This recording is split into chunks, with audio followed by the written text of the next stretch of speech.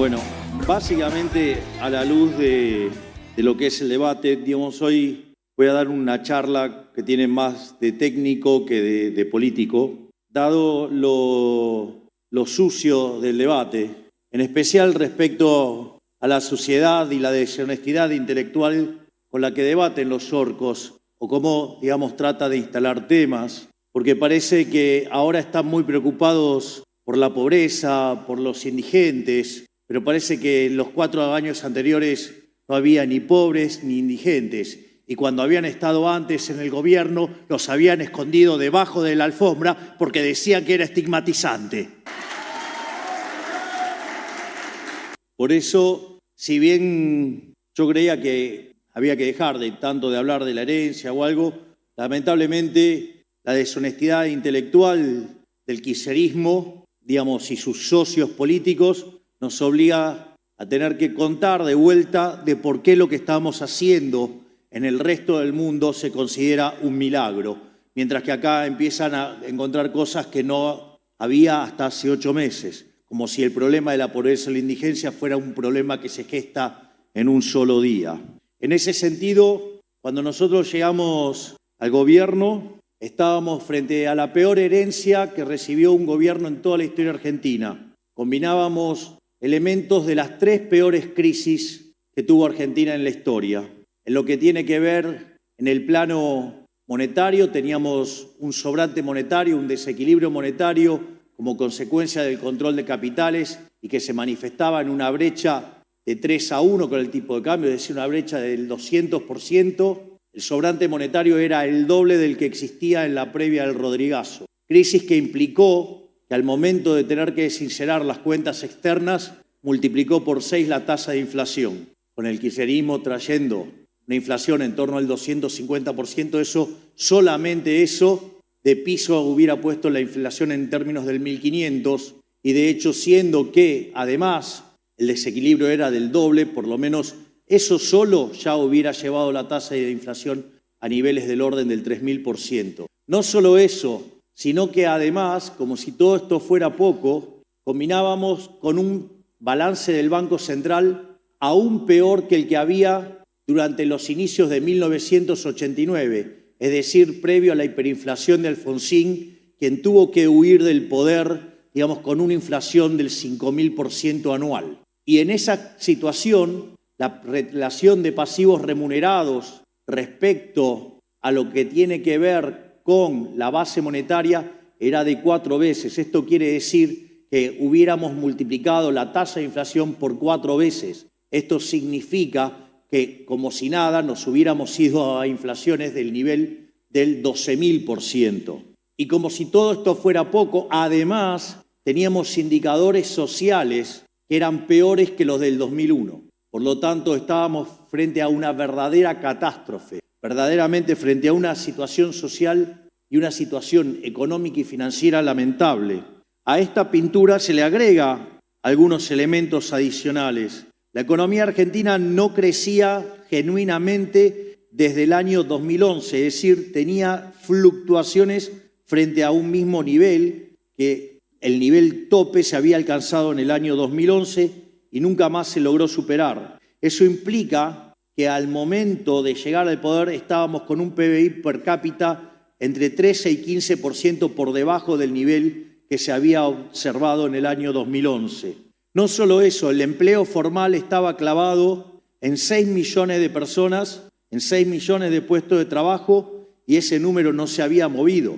Lo único que había aumentado significativamente era el empleo informal, es decir, aquellos que tanto se jactan de cuidar y proteger a los trabajadores, generar un empleo informal más grande que el que había en el sector formal. Es decir, había 8 millones de personas en el informal respecto al sector formal. Qué linda forma de cuidar a los trabajadores tiene el Movimiento Nacional de los Trabajadores. Como si fuera poco, como no se generaba ni siquiera empleo suficiente en el plano formal, la cantidad de empleados públicos fue llevado a 4 millones de personas. Es decir, una forma encubierta de mentir la tasa de desempleo, cuya contrapartida era la caída del salario real. No por nada, ¿sí? Cuando se fueron del poder, había 40% de pobres, había 10% de indigentes, 2 de cada 3 chicos ya eran pobres, no es algo nuevo, ya eran pobres, y una de las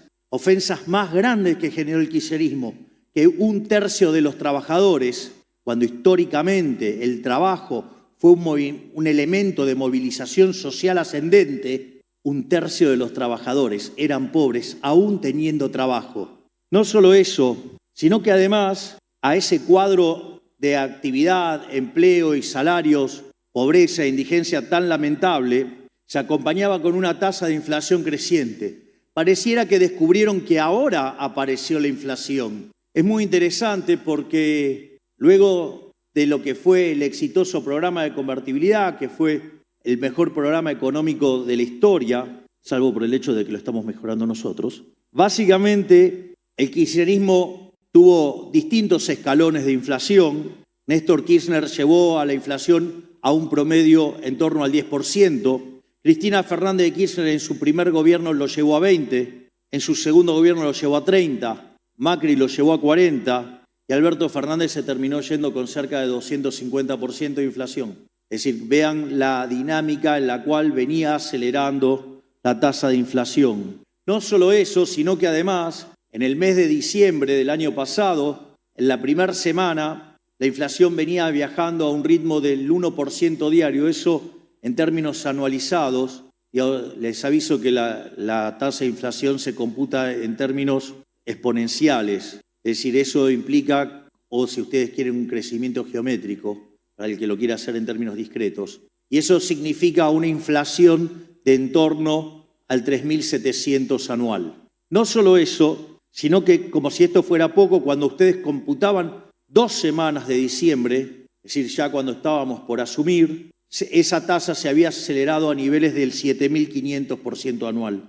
Y esto, que parece una exageración, yo recuerdo que cuando nos tocó asumir, una de las cosas, más allá del no hay plata, expliqué, digamos, el riesgo de la hiperinflación. Y en ese contexto, la inflación mayorista, que es la que suele adelantarse, mostró un índice del 54% mensual. 54% mensual, les cuento que anualizado es 17.000%. Por lo tanto, así es como venía la dinámica macro. Siempre, digamos, va a aparecer el que diga que ese escenario no era traspolable, y en realidad lo que hacía que se fuera traspolable o no tenía que ver con que existiera convalidación monetaria. Que ni que hablar que había muchos que proponían esa convalidación monetaria.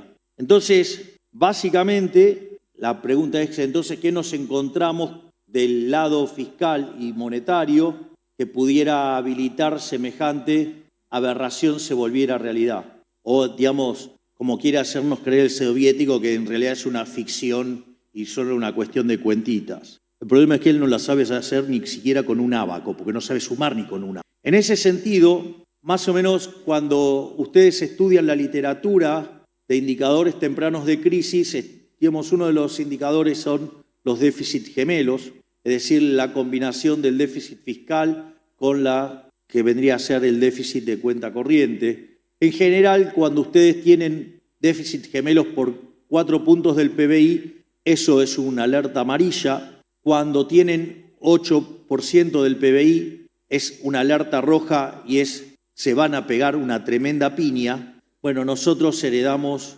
déficit gemelos por 17 puntos del PBI. No solo eso, de esos 17 puntos del PBI, 15 eran generados por el sector público, por el Estado, ya sea por el Tesoro y por el Banco Central, donde de esos 15, 5 correspondían al Tesoro Nacional y 10 correspondían al Banco Central, como lo habrán escuchado nombrar como déficit cuasi fiscal.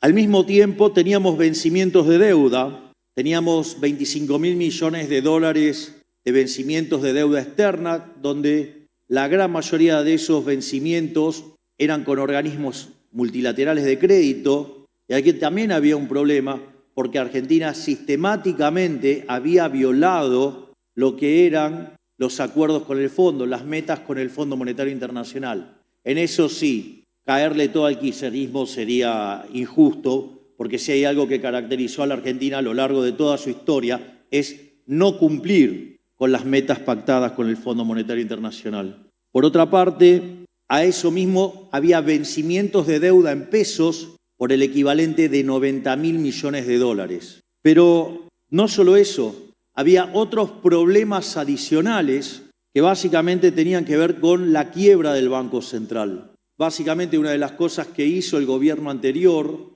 nos dejó cerca de 4 bases monetarias en el formato de lo que se llaman pasivos remunerados o PASES. Pero en lugar de ser las LELIQs, que tenían plazos de 30, 60, 90, 120, 180 y así sucesivamente, nos dejaron todos esos pasivos remunerados a un día.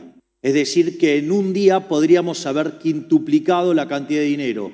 Por lo tanto, cuando le hice la cuenta antes, no era 3.000 por 4, sino que era por 5, o sea, 15.000% de inflación estaba subyacente en toda esa emisión monetaria. Pero además teníamos problemas de stocks, problemas de deuda adentro del Banco Central. Uno de los problemas que teníamos era lo que era la deuda de la CIRA, que era la deuda de los importadores, y estaban frenadas las importaciones básicamente porque el Banco Central tenía 11.000 millones de dólares de reservas internacionales negativas. Es decir, el Banco Central estaba literalmente quebrado. De hecho, el sinceramiento se hizo durante nuestra gestión y básicamente lo que mostramos es que el kirchnerismo le rompió al Banco Central el equivalente por 45.000 millones de dólares, un verdadero escándalo. Pero no solo teníamos el problema de las CIRAs, que lo que estaba haciendo era trabar el problema de las importaciones y por ende se hacía muy difícil producir, sino que además de las importaciones solamente se pagaba el 15%, con lo cual imponía una lógica de caja muy complicada para los importadores y para los productores. Les aviso que hoy ese número ya está por arriba del 90. Además había dividendos pisados por el equivalente de 10.000 millones de dólares. Y había algo escondido que cuando ustedes miraban el balance del Banco Central no se notaba, que era una posición de títulos que era contingente, que son los famosos puts, una verdadera irresponsabilidad tanto del gobierno anterior como el jefe de la misión del Fondo Monetario Internacional que lo avaló, porque eran el equivalente de 4 puntos del PBI. Lo que pasa es que ustedes, esos puts, no se anotaban por el valor, digamos, de la contingencia, sino que se anotan por el valor del contingente, o sea, por el put en sí mismo. Es una cuestión de contabilidad. Con lo cual, si están para ser ejercidos, ustedes tienen un problema enorme que no está manifestado en el balance. Es decir, hubo complicidad para esconder esos 4 puntos del PBI adentro del balance del Banco Central, porque como el gobierno anterior no cumplía las metas monetarias, no cumplía las metas fiscales, no cumplía las metas adentro del balance del Banco Central, entonces crearon un mecanismo por el cual esa deuda no se veía. Entonces, ¿cuál era la gran apuesta? La gran apuesta del gobierno anterior. Básicamente, ellos no creían que nosotros éramos liberales libertarios. Ellos creían que nosotros éramos liberales libertarados. Y la apuesta que hacían es que el primer día, ignorando los problemas de stocks y flujos, donde acabo de describir el despiole que había en términos de stocks y en términos de flujos, liberáramos alegremente. No hace falta que les diga que si quintuplicamos la cantidad de deuda del Banco Central en la base monetaria, si se defoltea la deuda comercial, si se defoltea la deuda con los dividendos, si se defoltea la deuda con el exterior, digamos, toda esa cuestión hubiera generado las bases para generar la hiperinflación con 4 bases monetarias venciendo un día. Por lo tanto, en un día hubiéramos quintuplicado la cantidad de dinero, hubiéramos desatado una megacrisis fenomenal, esto hubiera estallado en el medio de las fiestas y ustedes saben, digamos, que al movimiento nacional y popular le gusta agitar la violencia en el mes de diciembre y en enero hubieran tenido nuevamente a un gobierno kirchnerista que supuestamente iba a venir a salvar todo. Afortunadamente no les dimos el gusto. Desde el primer momento nosotros tuvimos claro la magnitud del desafío que teníamos. Recuerdo que en esa primera etapa, de hecho teníamos reunión de gabinete todos los días. Recuerdo todos los días yendo a Casa Rosada, llegando a las 8 de la mañana y yéndome cerca de las 12 de la noche. La verdad que fueron momentos muy intensos, muy duros, pero también es cierto que también creó un espíritu de cuerpo con todo el gabinete con el que estoy absolutamente orgulloso y que estoy consciente de que estamos llevando a cabo una gesta heroica que va a quedar marcada en los libros de texto porque estamos comprometidos en hacer el mejor gobierno de la historia argentina.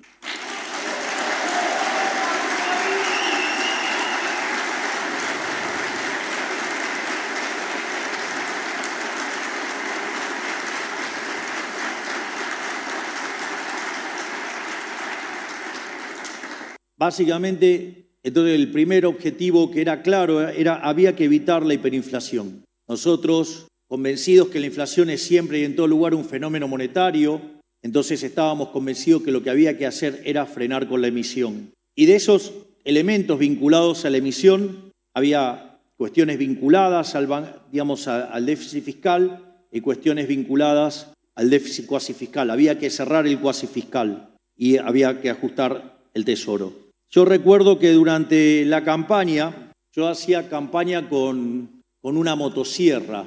Es más, hay un video mío que es el video más popular en el planeta y que hoy por hoy lo usan muchísimos liberales de todo el mundo en campaña, que es el famoso afuera. Ese famoso afuera surgió que estaba en el programa de Johnny Viale explicando cómo iba a ser el ajuste. Y una de las cosas que me había propuesto Johnny es que pusiera la estructura del Estado y que en vivo yo fuera tachando cada uno de los ministerios que íbamos a eliminar. Que dicho sea de paso, lo digo acá, estoy orgulloso que dentro de las cosas que eliminamos el siniestro Ministerio de la Mujer y el siniestro INADI, que se utilizaban para perseguir ideológicamente.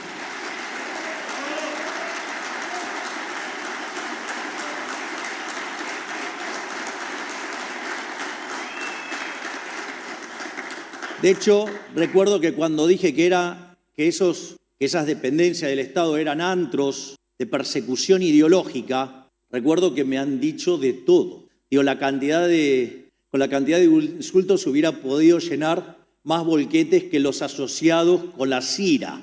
Pero al margen de eso, estos días fui reivindicado.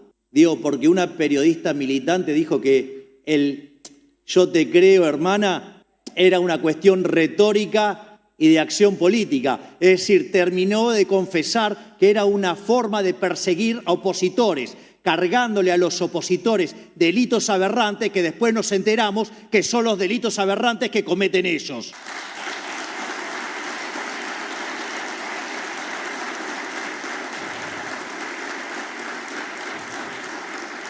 Entonces, lo primero que arrancamos es achicar la cantidad de ministerios. Empezamos con el afuera y así llevamos la cantidad de ministerios a 9. Originalmente teníamos una idea de llevarlo a 8, pero la dinámica requería cierta estructura, que entonces hubo que llevarlo a 9. O sea, concretamente el Ministerio de Salud tenía que quedar adentro de Capital Humano, pero la dinámica que imponía el sector de la salud y la perversión del kirchnerismo nos obligaba a tener que cambiar un poco originalmente la estrategia. Y en ese sentido, otra cosa que hicimos es déficit cero. Recuerdo algún econochanta pasado de tintura negra que decía que un ajuste de más de 1 punto del PBI por año era imposible, era heroico. Que obviamente querer hacer un ajuste de 5 puntos del PBI era imposible. Y básicamente me trataban de mentiroso. Es decir, que la motosierra no iba a existir tal cosa como la motosierra. De hecho, cuando fuimos a hacer el acuerdo con el Fondo Monetario Internacional, que todos los econochantas, sumado al que mencioné, todos decían que el programa era inconsistente. Esto es muy divertido porque si hay algo que maneja el Fondo Monetario Internacional de manera correcta, precisa, es chequear las consistencias de los programas. Y en ese sentido, el acuerdo, que ya venía caído con el gobierno anterior, el equipo, del que los libros de texto van a recordar como el mejor ministro de Economía de la historia, a Toto Caputo y al presidente del Banco Central, Santiago Bausili.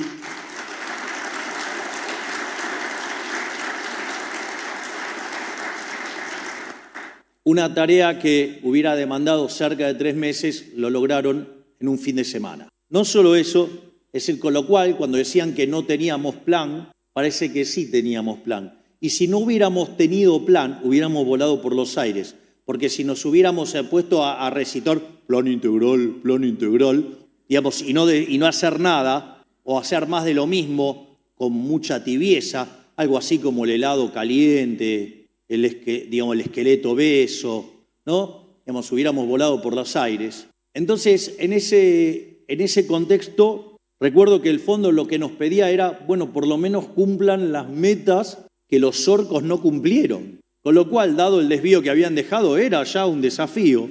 Y lo que les sorprendía al Fondo Monetario Internacional es que nosotros nos habíamos planteado metas más ambiciosas. Y de hecho, nuestra meta era el déficit cero.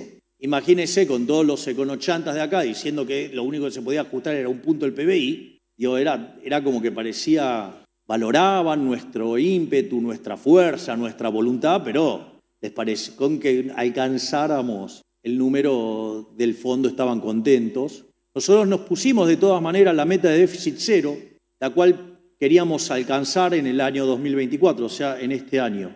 Lo interesante es que a ese gigante que tengo como ministro de Economía y de quien estoy tan orgulloso, se compenetró tanto él, su equipo, con el logro, que el déficit cero no hubo que esperar a alcanzarlo en diciembre de este año. Lo logramos en el primer mes de gestión, en el mes de enero.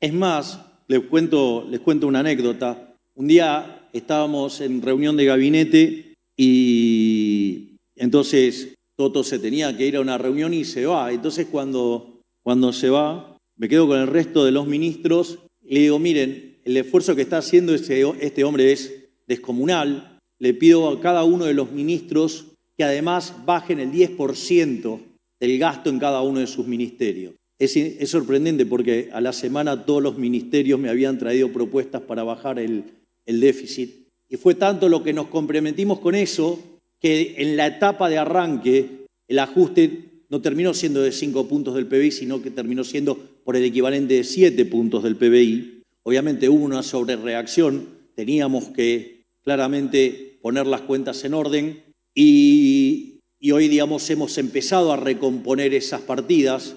Hoy el resultado del déficit cero es una realidad. Primero nos cuestionaron que era transitorio, se encontraron con que hubo superávit financiero en enero, en febrero, en marzo. Después dijeron que no pagábamos cosas y cuando empezamos a pagar las cosas también lo hubo en abril, también lo hubo en junio y también en mayo y en junio. Y aviso que si bien el número de julio da negativo por la gran carga de intereses, porque así como tienen la estacionalidad del pago del medio aguinaldo en lo que es el mes de junio y el mes de diciembre, que de hecho contra todo pronóstico tuvimos superávit fiscal financiero en junio, cuando ustedes toman el acumulado nos sobra dinero. De hecho, es tanto el dinero que nos sobra que dentro de la cuenta del Banco Central tenemos 17 billones de pesos acumulados. Por lo tanto, digamos, el programa de déficit cero sigue y de acá a fin de año, además, vamos a terminar absorbiendo 9 billones de pesos adicionales. Por lo tanto, el resultado fiscal está garantizado y no solo eso, sino que ya hemos garantizado el rollover de la deuda para parte del año que viene. Con lo cual,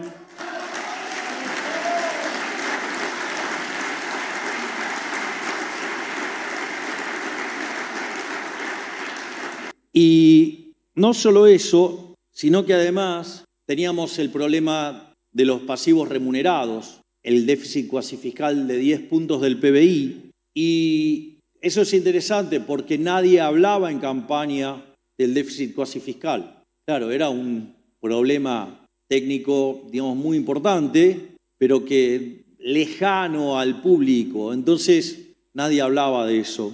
Entonces, nada, me sentía más solo que Adán en el Día de la Madre levantando ese tema.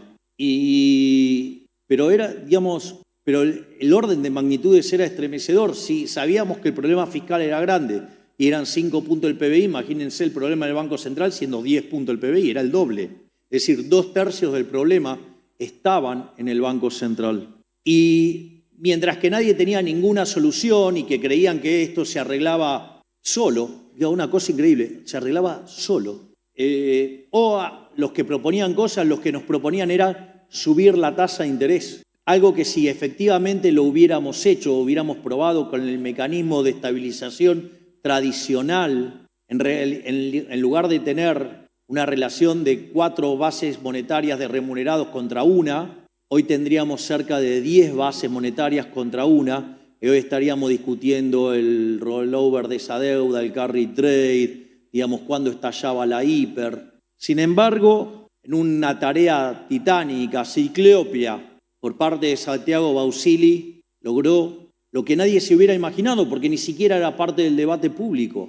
Logró eliminar el déficit cuasi fiscal, es decir, logró hacer un ajuste de 10 puntos del PBI en 6 meses. Es decir, que Argentina hizo un ajuste fiscal en 6 meses de 15 puntos del PBI, algo que no se ha visto nunca en la historia de la humanidad. Y nosotros lo hemos hecho. Y de esa manera hemos logrado parar la hiperinflación, porque la hiperinflación, cuando veníamos en diciembre, en mayoristas veníamos viajando al 17.000%. El último dato de mayoristas, que fue el del mes pasado, fue 2,7%. Es decir, que ustedes anualizan el 2,7% y pasamos de 17.000 entonces a 35%. Pero como nosotros además tenemos una pauta de devaluación del 2% mensual, la inflación viene viajando a menos del 0,7%. Eso quiere decir que anualizado, hoy la inflación estaría viajando de manera pura a eso del 8% anual.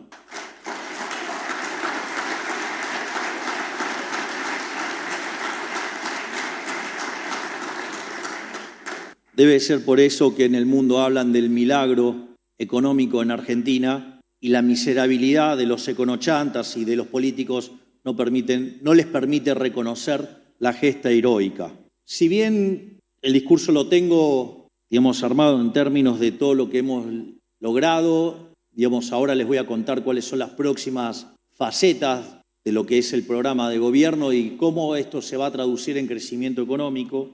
No quiero dejar de mencionar la tarea enorme que también se llevaron en otras áreas. En este sentido, cuando nosotros ganamos las elecciones, yo siempre digo que es como que tengo un nuevo trabajo, ¿sí? Con un poquito de responsabilidad más grande que lo de normal, pero mi job description dice que termine con la inflación, que haga más libre a la economía, básicamente que termine con la inseguridad y que la economía vuelva a crecer. Digo, eso dice mi job description. Dicho sea de paso, el tema fiscal no es un tema menor, ¿no? Porque en los últimos 123 años Argentina tuvo déficit durante 113, o sea, que solamente tuvo resultado financiero positivo en 10, pero en esos 10 son casos donde Argentina estuvo en default, con lo cual no pagaba los intereses, con lo cual nunca tuvo resultado financiero positivo como es el que tenemos nosotros. Con lo cual, digamos, es algo nuevo en la historia argentina, un gobierno que tenga superávit financiero.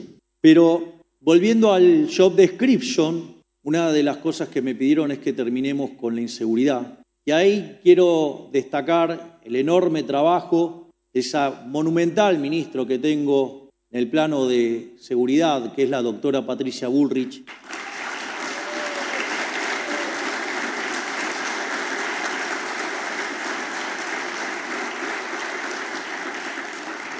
Quien ha sido muy generosa y que la historia también le va a dar su reconocimiento, no solo por el apoyo que junto al presidente Macri nos dieron para la segunda vuelta y que mientras que todo el círculo rojo analógico, en especial los perisobres, anticipaban que ganaba Massa, ganamos 56-44, le ganamos por 12.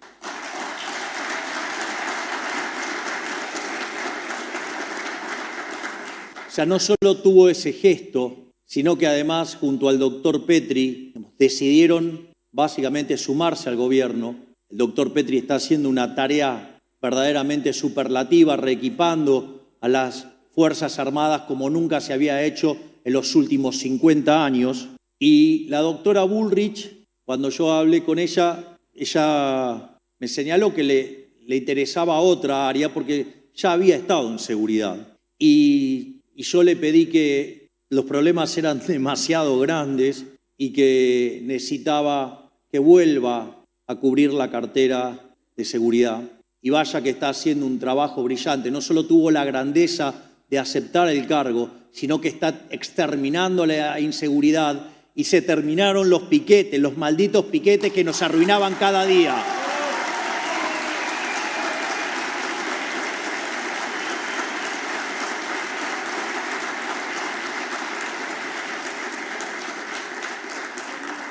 Por otra parte, básicamente, los abanderados, digamos, que claman tanto por los descamisados, por los humildes, por los vulnerables, que sería la palabra más correcta para utilizar, viven ellos que aman tanto a los pobres que lo único que hicieron fue multiplicarlos. Nosotros, desde el Ministerio de Capital Humano, nos ocupamos verdaderamente de dar contención. Una de las cosas que sucede es, en el último trimestre del año pasado, el PBI ya había caído 2,5, básicamente en el primer trimestre cayó 2,6, si toman año contra año fue 5,1, pero piensen que solamente se había hecho algo ligeramente parecido, no de estas magnitudes, durante el segundo trimestre del 2002, y ahí el PBI había caído 16%. Es decir, que algo habremos hecho bien para que la caída sea un tercio de esa brutal caída. Pero claro, esa se hizo con el peronismo en el poder, entonces no había problema.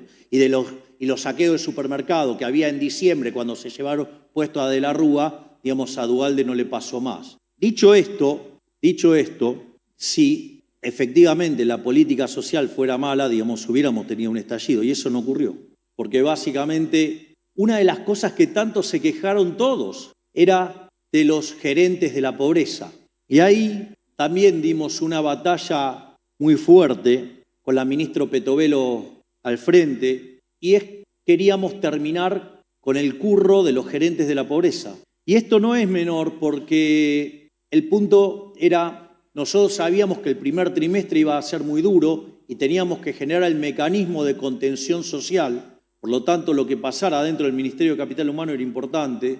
Y una de las primeras cosas que con gran criterio resolvió la ministra Petovelo, que además fue muy criticada por hacer esto, fue automáticamente eliminar, digamos, lo que se llamaba la contraprestación del plan. Obviamente toda la progresía bien pensante voluprogre salió a darle con todo, porque ¿cómo van a dar la prestación a cambio de nada? Y la realidad es que en esa contraprestación era donde se escondía la corrupción, porque básicamente las personas cobraban el plan, es cierto, lo cobraban de una tarjeta, pero después tenían que ir y dejar constancia de que habían dado la contraprestación, y ahí era donde le sacaban la mitad de lo que recibían. Concretamente le daban 2 planes, uno lo cobraban y el otro se lo daban a los delincuentes de los gerentes de la pobreza.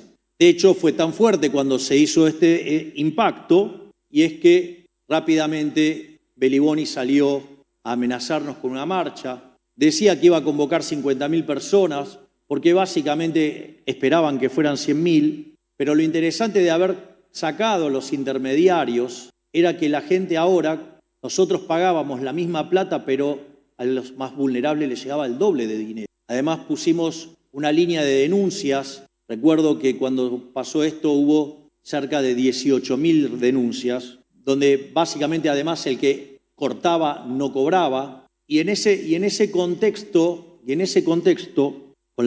también con el trabajo del ministro de Infraestructura de aquel momento, el doctor Ferraro, en combinación con el Ministerio de Seguridad de la doctora Bullrich, se encaró un operativo, ya sea para informar a la gente en los medios de transporte, los diseños de política de la ministra Petovelo y el armado de seguridad de la ministra Bullrich. Ese día, que ellos en rigor esperaban llevar 100.000 personas, terminaron llevando 3.000 personas. Había 6 veces más efectivos policiales que personas en la marcha, y a partir de ese día empezamos a ganar la lucha contra la inseguridad. Y cuando tuvimos que hacernos cargo de problemas que no eran nuestros, como el de Rosario, el operativo diseñado por la doctora Bullrich hizo que la cantidad de homicidios caiga un 70%. Es decir, también lo estamos haciendo en materia de seguridad y en materia de contención social.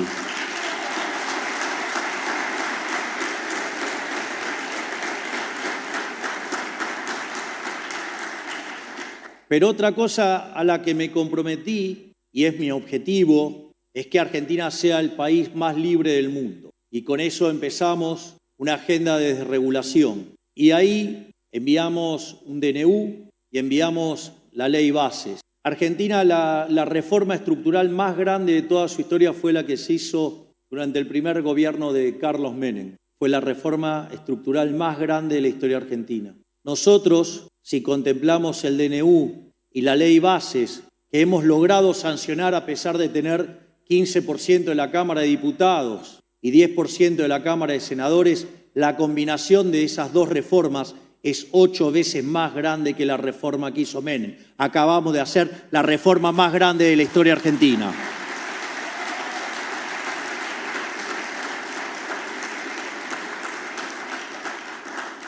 Por lo tanto, eso también deja las bases establecidas para que Argentina pueda crecer de largo plazo.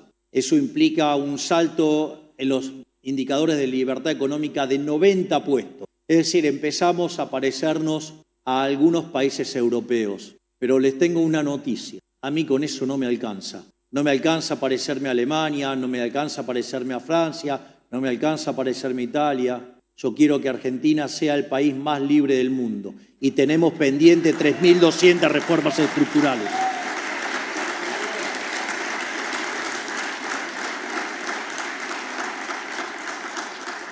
Esto es, si lo que hicimos le parece grande, vienen 4 veces más. O sea, va a haber en serio. Y eso también debo agradecer profundamente a también otro de los ministros que tengo el orgullo y el honor de contar en las filas, que es ese coloso que se llama Federico Sturzenegger. Aviso que soy cholulo de todos mis ministros. De hecho, miren qué maravilloso lo que hizo días atrás el ministro Cunio Libarona con el juicio por jurado, o al ministro Mario Russo, que tanto lo critican por el dengue, que tiene que ver con decisiones de un año atrás. Te cuento que el doctor Mario Russo ya acaba de cerrar toda la vacunación del dengue para el año que viene.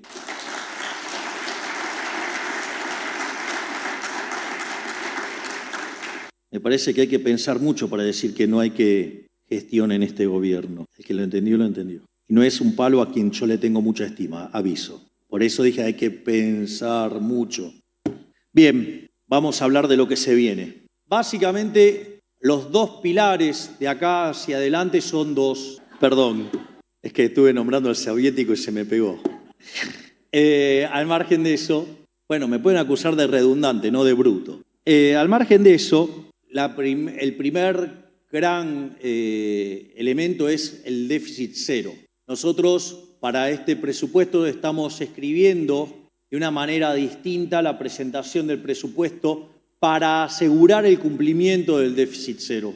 Básicamente, ¿cómo se hacían los presupuestos hasta ahora? Se determinaban los gastos, o sea, había una erogación cierta, se presentaba una hipótesis de ingreso en función del crecimiento estimado y de la inflación estimada. Eso lo que generaba era un resultado fiscal, le tomaban los intereses y a partir de eso sacaban el resultado financiero. Y dado el resultado financiero, determinaban el financiamiento y armaban el financiamiento. Bueno, eso dejó de ser la forma en la cual se diseña el presupuesto en Argentina. Argentina va a presentar, el gobierno va a presentar un presupuesto que parte de la hipótesis del déficit cero. Es decir, el déficit cero es la regla. Es decir, no va a haber más déficit fiscal financiero. Eso quiere decir que no vamos a tomar nunca más deuda para financiar al fisco. Si lo que van a encontrar es el rollover de la deuda, digamos cosas naturales, pero no va a haber más toma de deuda para financiar el déficit financiero. Eso implica que entonces, para que el déficit sea cero, el resultado primario, o sea, el operativo, tiene que ser igual a los intereses. Una vez que entonces aseguramos que el resultado primario sea igual a los intereses, los cuales vienen determinados por la deuda anterior y lo que se paga de tasa, se determinan los ingresos. Va a haber una hipótesis de ingreso, inexorablemente tiene que haber una hipótesis de ingreso. Esa hipótesis de ingreso obviamente que tiene que ver con una hipótesis de crecimiento del PBI y una hipótesis de inflación. Pero como nosotros estamos convencidos que la tasa de inflación va a seguir bajando, no queremos armar un presupuesto que quede descalzado porque la tasa de inflación somos exitosos y la bajamos más rápido de lo que pensamos. En ese sentido, una de las cosas que hacemos, entonces determinamos los ingresos, hay un conjunto de partidas de gasto público que se mueven automáticamente vinculada a esas partidas de inflación y crecimiento, y el remanente, bajo ese escenario base, es determinado al resto de las partidas. Y por lo tanto, el gasto público se va acomodando a los niveles de ingresos que tenemos. Y por ende aseguramos el resultado primario igual a los intereses y eso asegura el déficit cero. En caso que los números vengan para abajo, la partida residual, dado los ponderadores iniciales, es cómo se van a ajustar, de modo tal que siempre se mantenga el resultado primario igual a los intereses y el déficit cero. Y en caso que los ingresos vengan por arriba, prepárense porque empezamos con la baja de impuestos.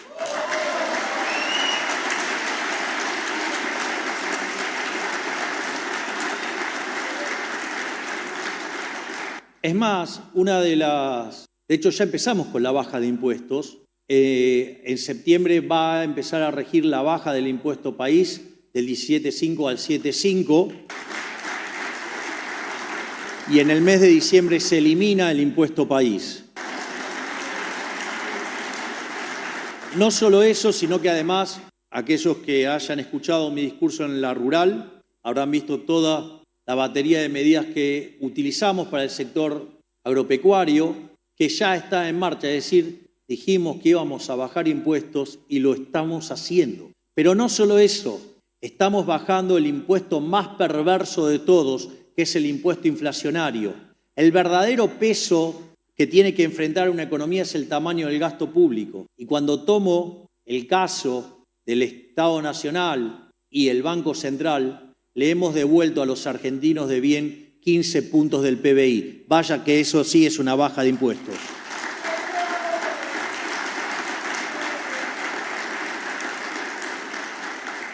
De hecho, siendo que ustedes están en el sector de real estate, al margen de, no me pueden negar que ha sido un verdadero éxito eliminar la ley de alquileres.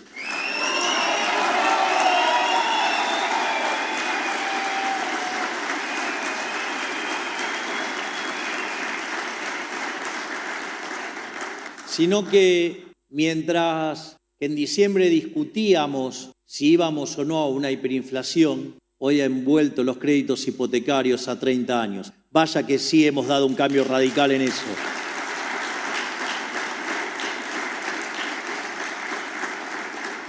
Al mismo tiempo, en paralelo, que está ya en marcha, implementando una política de emisión monetaria cero. Básicamente, cuando nosotros llegamos, teníamos 4 grifos de emisión monetaria abiertos, pero de una manera inundante. No me van a decir que no uso bien las metáforas.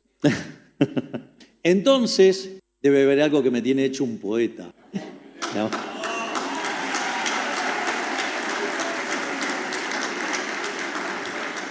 Pero al margen de esto, nosotros nos encontrábamos con una fuente, con un grifo que era el del déficit fiscal, uno que era el de los pasivos remunerados, otro era el de los puts y otro era el del sector externo. Y eso era lo que generaba la emisión monetaria en Argentina. El primer paso fue el déficit cero y por lo tanto, desde el inicio de la gestión cortamos de cuajo el financiamiento al fisco. Pero eso no alcanzaba, porque teníamos el problema del déficit cuasi fiscal y ahí en una enorme tarea entre el presidente del Banco Central, Santiago Bausili, y otro coloso, que es nuestro secretario de Finanzas, el doctor Pablo Quirno, que empezó a reconstruir la curva de pesos, nos permitió que para el mes de junio, julio, lográramos terminar con la carga y el tormento que fue el tema de los pasivos remunerados y el déficit cuasi fiscal. Es decir, este ajuste de 10 puntos del PBI. Otro que también va a tener que ser recordado por la historia, porque lo que ha hecho el doctor Pablo Kirno verdaderamente es monumental. A su vez, no alcanzaba con eso. Recuerdo que me tocó ir a exponer a la Bolsa de Comercio y anunciamos la fase monetaria que tiene que ver con el exceso de oferta cero.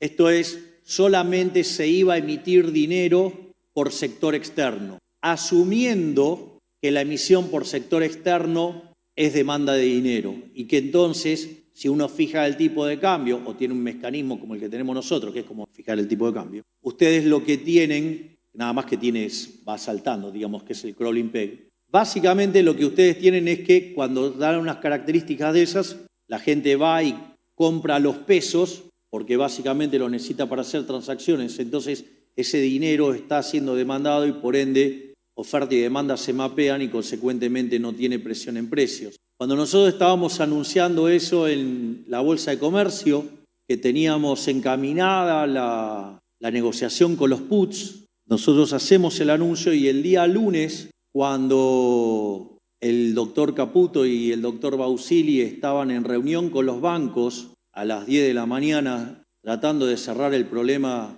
de los puts, vino la puñalada artera del Banco Macro ejecutando el equivalente a 2.000 millones de dólares en un día, tratando de generar un proceso de zozobra económico que tire por las nubes al programa económico y al propio gobierno. Y es la primera vez en la historia que un gobierno argentino logra enfrentar una corrida diaria por el equivalente de 2.000 millones de dólares. Y eso se hizo en este gobierno y no nos pudieron voltear.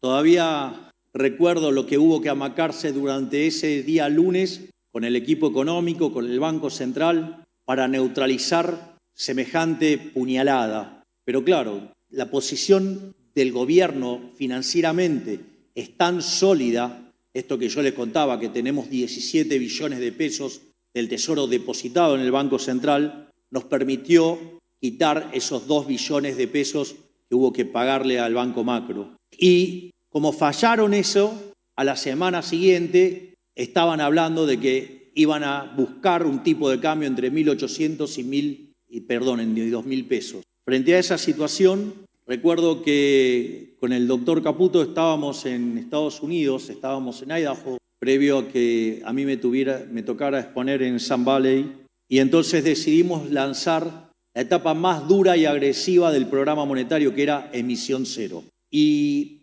básicamente cuento esto para acomodar las burradas que dicen los economistas, que hablan de intervención y todas esas cosas. Cuando ustedes tienen un equilibrio de no intervención, el tipo de cambio es libre, la variación de reserva es nula y la variación de la cantidad de dinero es nula. En ese contexto donde ustedes generan esa situación, obviamente no va a haber inflación, o sea, se calibra, digamos, pero es con un mercado libre. Ahora, ¿cuál es el punto? Es que por una cuestión de que todavía tenemos desequilibrios de stocks, nosotros tenemos cepo. Y en ese contexto donde todavía tenemos cepo, el problema radica en que los dólares que se depositan que se llevan al MULC, no es que están comprando pesos, no es que quieren comprar pesos, sino que están obligados a vender dólares. Por lo tanto, eso no es demanda de dinero y por lo tanto se genera un exceso de oferta de dinero que sigue alimentando que la tasa de inflación tarde en bajar. Por eso, mientras que no arreglemos el problema de stocks, que ya es muchísimo más chico que el que teníamos de inicio, lo que decidimos hacer es que esos pesos que tirábamos a la calle por las compras del MULC, los retirábamos entregando parte de los dólares. Y como había brecha, cada 3 dólares que comprábamos en el MULC, quedaba uno en el Banco Central. En ese sentido, vean que la intervención previa era de 3 dólares, supongamos el caso de 3 dólares, y ahora quedaba una intervención de solo 1 dólar, ¿sí? Pero la variación de la cantidad de dinero quedaba nula, que era lo que nosotros buscábamos. Es decir, que en este equilibrio hay menos intervención y hay menos emisión monetaria. Es decir, y esto lo que va a hacer es acelerar aún más la caída de la tasa de inflación. ustedes lo que van a ver es que, digamos, este programa tiene algo que es inédito. Es decir, porque es un programa que para estabilizar no generó la hiperinflación antes, que licuara todos los activos financieros. A diferencia de lo que dice un imbécil que dijo que hubo un plan Bonex, no lo hubo. Lo que pasa es que, claro, lo pronosticaban durante la campaña, entonces tenían que decir algún tipo de barbaridad, y hay uno que directamente ya digo, la imbecilidad la dijo, que casualmente, digamos, está relacionado con otro que metió otro puñal por la espalda, obviamente, como cobarde. Y no solo eso, sino que además, entonces, no estuvo la hiperinflación, no hubo la expropiación, no se fijó el tipo de cambio, porque hay un crawling peg en ese sentido, el 2% mensual, y además todo esto se hace en un contexto de recomposición de precios relativos. Es decir, porque cuando ustedes miran la película de los precios relativos, las distorsiones son mucho menores. Por lo tanto, digamos, es un programa económico inédito en la historia argentina, y ahora aquellos que querían el dólar entre 1.800 y 2.000 lloran y caminan como mandriles porque el tipo de cambio hoy llegó a 1.250.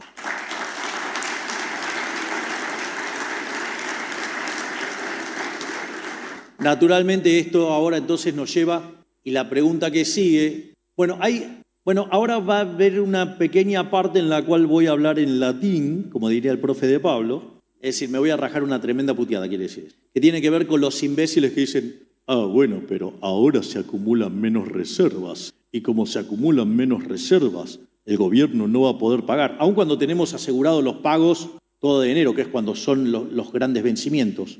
Los grandes vencimientos de deuda son en enero y julio, que es cuando se pagan los intereses y se paga deuda. Entonces, es increíble, porque entonces lo que me están diciendo es que los dólares los tengo que comprar con emisión monetaria. Es decir, que esa manga de hijos de remil puta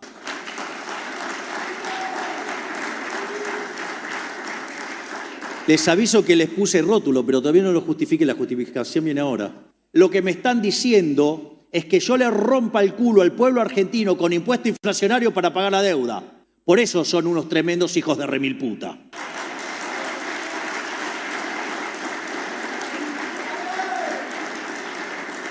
Además, si ese argumento fuera cierto, entonces todos los países que tienen tipo de cambio flexible estarían en default. Pero no solo eso, los dólares para pagar la deuda los tiene que comprar el Tesoro en el MUL con superávit fiscal. Esa es la forma honesta de hacerlo. Porque si ustedes lo compran con emisión monetaria, sin el esfuerzo fiscal, ¿qué es lo que va a pasar? Lo que están diciendo es que después va a ir el fisco y va a estafar al Banco Central, se va a llevar los dólares y ustedes se quedaron con los papelitos de colores y los volvieron a cagar. Y eso nosotros no lo vamos a hacer.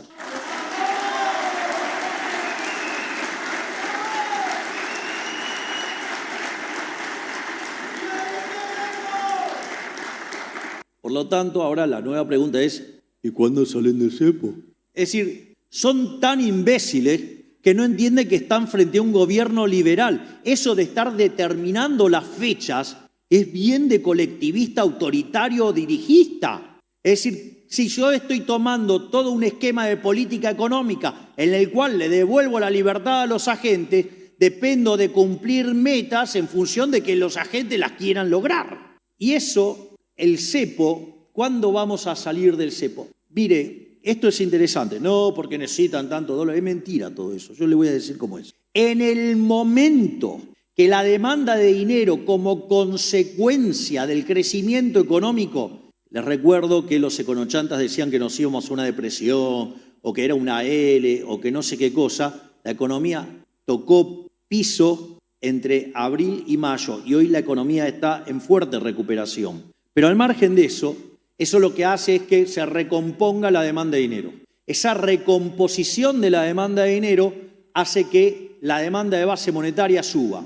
Y en la medida que los bancos ven que están teniendo demanda de crédito, ¿qué es lo que van a hacer? Van a salir de la posición del EFI y van a empezar ¿a qué? A pedir dinero. Y ahí la base monetaria en el formato tradicional se va a parecer a la base monetaria amplia. El momento en el cual ustedes están viendo eso, la contrapartida es que además la tasa de inflación está bajando. Y cuando esos dos conceptos de base monetaria se unifican y es uno solo, quiere decir que terminamos de limpiar el money overhang, se terminó el exceso de oferta de dinero y puedo abrir el cepo. ¿Por qué? Porque básicamente no sobra más dinero dentro de la economía. Y al no sobrar más dinero de la economía, es como que les dé un arma sin balas. Toquen el gatillo todo lo que quieran, no tienen balas, no van a poder hacer nada. Por lo tanto, el día en el cual la base monetaria en el formato tradicional mapea con la base monetaria amplia y lo que van a tener como contrapartida es que habiendo eliminado el exceso de oferta de dinero, la inflación es prácticamente nula, motivo por el cual no quiero dejar fijo el presupuesto en términos de gasto, porque mi apuesta es bajar más agresivamente la inflación. Y en ese contexto se puede abrir el cepo. Ahora, si ustedes se fijan, toda esa conversión es a mercado, es imposible saberlo. Por lo tanto, no puedo decir va a ser el día tal, pero sí puedo decir con toda seguridad que el día que esto ocurra como hito, el cepo no tiene sentido de ser. Por lo tanto, digamos, estamos trabajando también en lo que es la salida del cepo.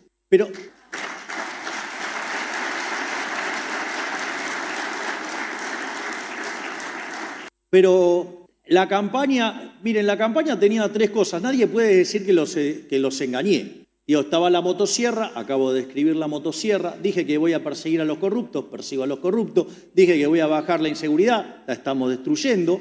Pero otra cosa con la que yo hacía campaña era, llevaba $1, claro. Hicieron $1 con mi cara y yo lo llevaba orgulloso y que tenía que ver con esta idea de eliminar el Banco Central. Es decir, la idea de la competencia de monedas y que a la postre termina, digamos, con la eliminación del Banco Central. Entonces eso también genera como una suerte de temor, de vuelta, digamos, o sea, claro, a ver, si no están formados en economía, ¿qué van a hacer? Le van a preguntar a un economista. Lo que no saben, lo que ustedes no tienen incorporado es que los economistas argentinos sean tan burros. Entonces, no solo los de Argentina, aviso, hay otros que también son burros y, digamos, tienen peso en la decisión y también hacen unos bastante problemas. Por suerte lo apartaron. Pero al margen de eso, es interesante esto, porque ¿qué pasa ahora si nosotros llegamos a la situación donde el dinero que hay es el dinero que verdaderamente ya limpió el sobrante monetario? Por lo tanto, ahora no sobra dinero. ¿Y qué pasa si ahora la economía sigue creciendo? Ahí aparece un problema, porque el problema es la gente va a demandar más dinero y sucede que la cantidad de dinero está fija. ¿Y eso cuál es la consecuencia de eso? La consecuencia de eso es que entonces la economía, digamos, con el crecimiento económico tendría que entrar en deflación. Y el problema radica en que si la economía no es lo suficientemente flexible en ese momento, como los activos financieros viajan más rápido que los activos reales, nos puede terminar ralentizando el crecimiento o directamente hundiendo la economía en una depresión o en una recesión. Entonces, ¿cómo hacemos para monetizar la economía si la cantidad de dinero está fijo? Competencia de monedas, que empiezan a competir las demás monedas. ¿Qué es lo que vamos a hacer? Vamos a dejar que los argentinos, como además el cepo no va a existir más, los argentinos puedan hacer sus transacciones en otra moneda. Entonces, ¿qué pasa? Esos dólares, por ejemplo, que ingresen al sistema, en lugar de estar emitiendo dinero para comprarlos, ustedes van a poder usar ese dinero ¿para qué? Para hacer las transacciones. Y en la medida que la economía crezca, los propios argentinos que demanden dinero van a estar monetizando la economía, trayendo más dólares a la economía. Y una de las cosas que pasa es que si en dinámica la cantidad de pesos está fija y la cantidad de dólares empieza a crecer, digo dólares para simplificar el gozo, porque si no, digamos, competencia de moneda, competencia, y todo el tiempo es como si fuera un polinomio que lo tengo que estar extrapolando todo el tiempo. Entonces, ¿qué es lo que va a pasar? En un momento ustedes tienen la cantidad de pesos fijos y la de dólares empiezan a crecer. Y la verdad que en algún momento va a ser tanto los dólares que haya en la economía que quizás ese día podamos cerrar el Banco Central. Y ese día, si yo sigo estando en el gobierno, no tengan duda que lo voy a cerrar.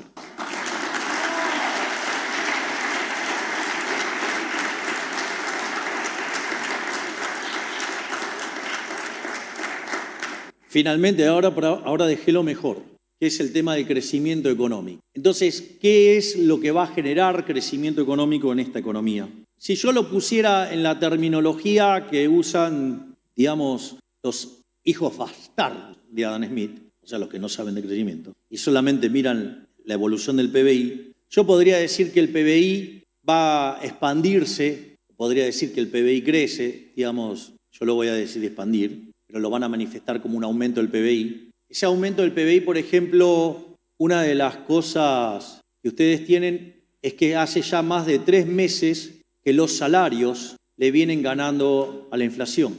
Es decir, está subiendo el salario real en la Argentina. No solo eso, que el salario real en la Argentina está subiendo, sino que además también están subiendo las jubilaciones. Hoy las jubilaciones están mejor que en diciembre del año pasado. Es decir, hay recomposición de salarios y recomposición de jubilaciones. En el fondo, estamos teniendo una recomposición de la masa salarial que se va a transformar en demanda y que, dada la capacidad instalada ociosa, eso nos permite expandir el nivel de actividad sin presiones en el nivel de precio. Con lo cual, uno de los factores de expansión y de rebote lo van a estar viendo ahí. El otro tiene que ver con el ciclo de stocks. La verdad es que los argentinos el año pasado ya veíamos venir la piña y una forma que ustedes tienen para cuidarse de la inflación es acumulando stocks. Entonces, ¿qué es lo que se hizo? Se generaron muchos stocks. De hecho, se generó una situación artificial de nivel de actividad, que si no hubiera sido todavía mucho peor sobre el final del régimen K. Y en ese contexto, una de las cosas que pasó es que se acumularon muchos stocks para protegerse de la inflación y esos stocks ustedes no lo pueden tener infinitamente. Entonces lo empezaron a liquidar en la primera parte de este año, con lo cual eso exacerbó la caída en el nivel de actividad. Pero claro, tampoco pueden vivir con stock cero. Y la propia recomposición del ciclo de stocks también va a generar expansión. Es decir, que de corto plazo, coyunturalmente, el PBI va a rebotar por 2 factores, por la recomposición de salarios y jubilaciones y por la recomposición de stocks. Pero eso no es suficiente, eso no es, digamos, crecimiento económico genuino, eso es rebote. Entonces la pregunta es, ¿cómo se crece? Y también ahí los economistas erran de nuevo, lo cual no me llama la atención que en términos de crecimiento le erren, porque la gran mayoría son keynesianos, por ende son brutos, por ende no saben de intertemporalidad. Y en realidad lo que hace crecer a una economía es la inversión. Pero la inversión ustedes la tienen que financiar y se financia con ahorro. Bueno, el hecho de que se haya corrido el Estado del medio y que hayamos achicado el déficit fiscal en 15 puntos del PBI, son 15 puntos de ahorro que vuelven al sector privado para que invierta, para que acumule capital, para que sea más productivo, que la producción argentina suba y que los salarios reales también lo hagan y así caigan los pobres y los indigentes. Esa es una fuente de crecimiento.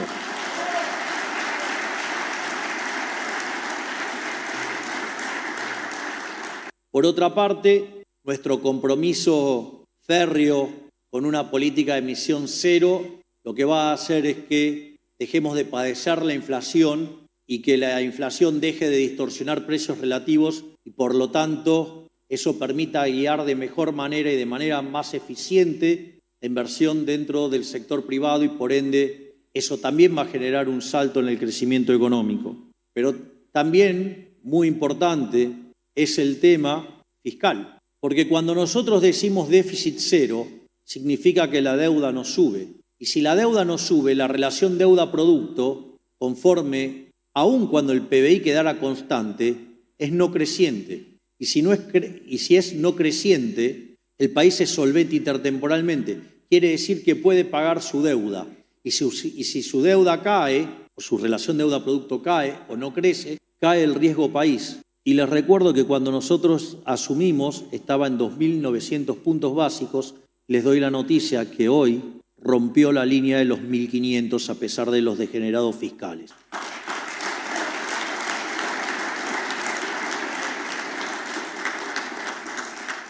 Naturalmente, conforme continuemos con esto, el riesgo país va a seguir cayendo. Que caiga el riesgo país significa que la tasa de interés va a caer, significa que además la acumulación de capital va a continuar y obviamente que cuando esto se dé va a aumentar el PBI, va a aumentar el empleo, van a aumentar los salarios reales y obviamente también esto va a hacer que caiga la cantidad de pobres e indigentes, haciendo que Argentina siga creciendo y lo haga de manera importante. Otra cosa que también me olvidé en el medio es que también la eliminación del cepo le quita un peso y un freno a la actividad económica y al liberar eso, también ese exceso de oferta artificial como contraparte del exceso de demanda en el mercado de divisas, también genera un efecto rebote. Y finalmente, digamos, y esta es la última, digamos, de las reflexiones respecto a lo que genera crecimiento, es nosotros, tal como les dije antes, hemos emprendido la reforma estructural más grande de la historia argentina. De hecho, es la reforma estructural más grande de la historia argentina. Es 8 veces más grande que la que hizo Menem, pero para nosotros no es suficiente. Nosotros no nos alcanza, digamos, ir a niveles de libertad económica, como les dije antes, como el de Alemania, como el de Francia, como el de Italia. Nosotros queremos ser el país más libre del mundo. Todos los días sacamos regulaciones. Tenemos pendiente 3.200 reformas estructurales y vamos a hacer de Argentina el país más libre del mundo, porque aquellos países que son más libres son 12 veces más ricos que los países reprimidos, tienen 25 veces menos de pobres en el formato estándar y 50 veces menos en el formato extremo. Por lo tanto, abrazar las ideas de la libertad va a hacer que Argentina sea el país más próspero de la Tierra.